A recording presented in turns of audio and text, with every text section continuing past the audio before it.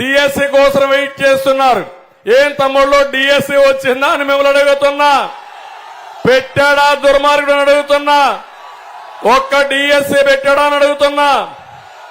ఇప్పుడు కూడా మాట్లాడుతున్నారు ఇక్కడ కొంతమంది పేటీఎం బ్యాచ్. మీ బ్రాండ్ ఏంటంటున్నారు. మిమ్మల్ని చూస్తే ఏం గుర్తొస్తుంది అన్నారు.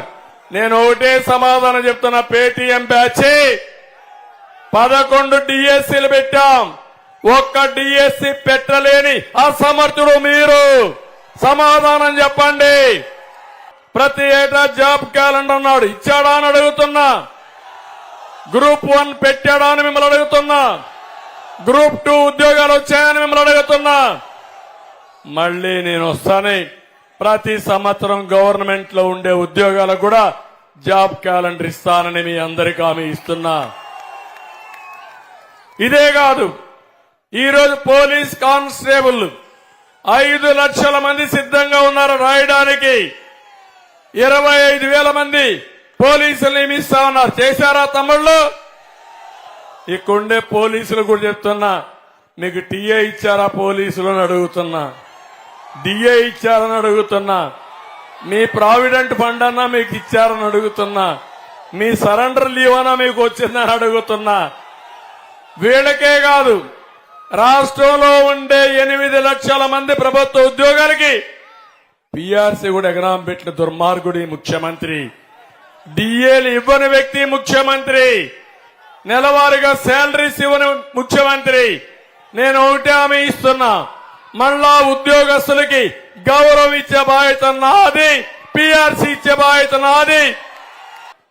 దేశంలోనే ఎక్కువ నిరుద్యోగ సమస్య మన రాష్ట్రంలో ఉంది. బీహార్ కంటే ఎక్కువ ఉంది మన రాష్ట్రంలో. 24% మంది చదువుకున్న వాళ్ళలో ఉద్యోగాలు లేకుండా తిరిగే పరిస్థితి వచ్చారు. అవునా కదా తమ్ముళ్ళు అని అడుగుతున్నా. జాబు రావాలంటే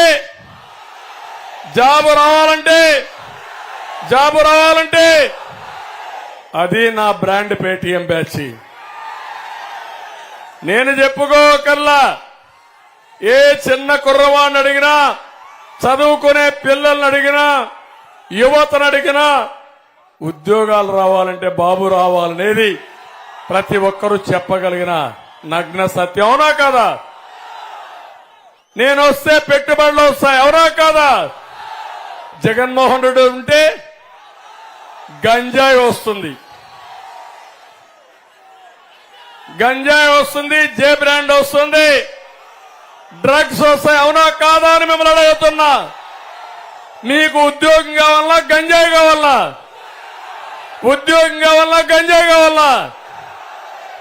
ఈరోజు ఇక్కడ అచ్చెన్నాయుడు గారు ఉన్నారు, రాష్ట్ర తెలుగుదేశం పార్టీ అధ్యక్షుడిగా ఉన్నారు. అదే వైఎస్ఆర్ కాంగ్రెస్ లో చూస్తే ఎవరిది పెత్తనం తమ్ముళ్ళు అని మిమ్మల్ని అడుగుతున్నా.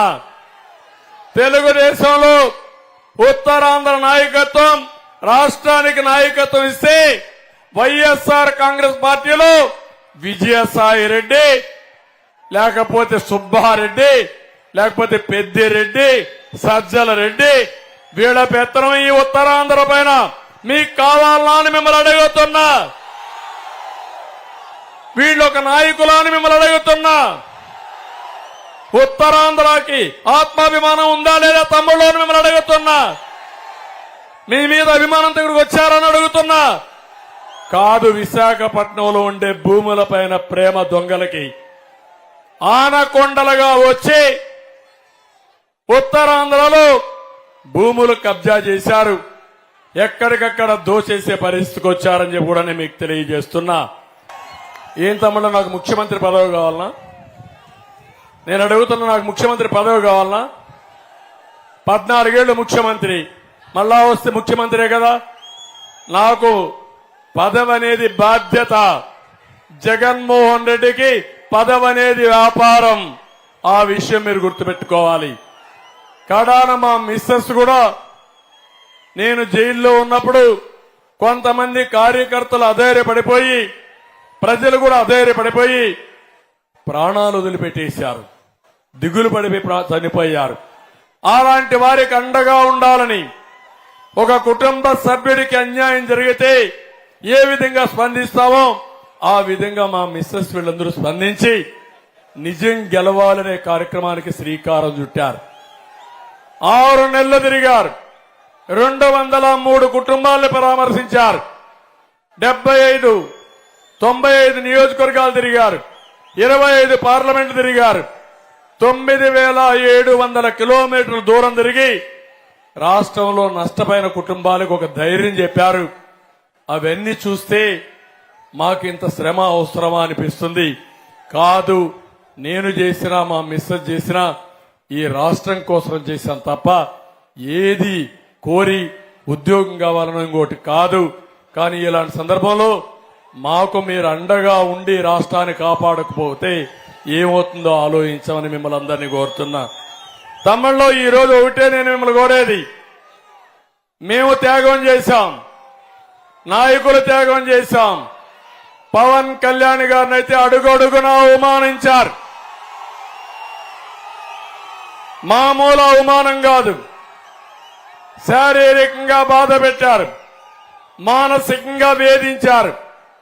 అన్ని విధాల వేధించినా ఒకే మాట చెప్పాడు, ఎన్ని వేధింపులైనా భరిస్తా, ఈ రాష్ట్రంలో వైఎస్ఆర్ కాంగ్రెస్ పార్టీని ఓడించే వరకు నా పట్టుదల వీడనని చెప్పిన వ్యక్తి పవన్ కళ్యాణ్ గారు. ఈరోజు బీజేపీ కూడా ఆ పట్టుదలతోనే ఉన్నాం. మేము కలిసింది మా కోసరం కాదు, ప్రజలు గెలవాలి, రాష్ట్రం నిలవాలి, మీరు బాగుపడాలి అని ఏకైక ద్వయంతో కలిసాం. మేము 3 జెండాలు, కానీ అజెండా ఒకటే, అభివృద్ధి, సంక్షేమం, ప్రజాస్వామ్య పరిరక్షణే మా ధ్యేయం. దీనికి పూర్తిగా సహకరించమని మిమ్మల్ని కోరుతున్నా. నేను ఇచ్చానంటున్నాడు. ఏంటి నువ్వు ఇచ్చేది? మా డబ్బులే, అది కూడా బాధ లేదు. అబద్దాలు కూడా చెప్పే పరిస్థితికి వచ్చాడు. నేను ఒకటే, నీకెంత ఇచ్చాడో ఎంత దుబ్బేశాడో ఒక్కసారి ప్రతి ఒక్కరూ బేరీ చేసుకోవాల్సిన అవసరం ఉంది. నేను అడుగుతున్న ఒక ఉదాహరణ, 2 మార్గాలున్నాయి. మీ మీద డబ్బులు దొబ్బేయడం ఒకటి ఉంది, మీకు ఇచ్చిందో ఒకటి ఉంది.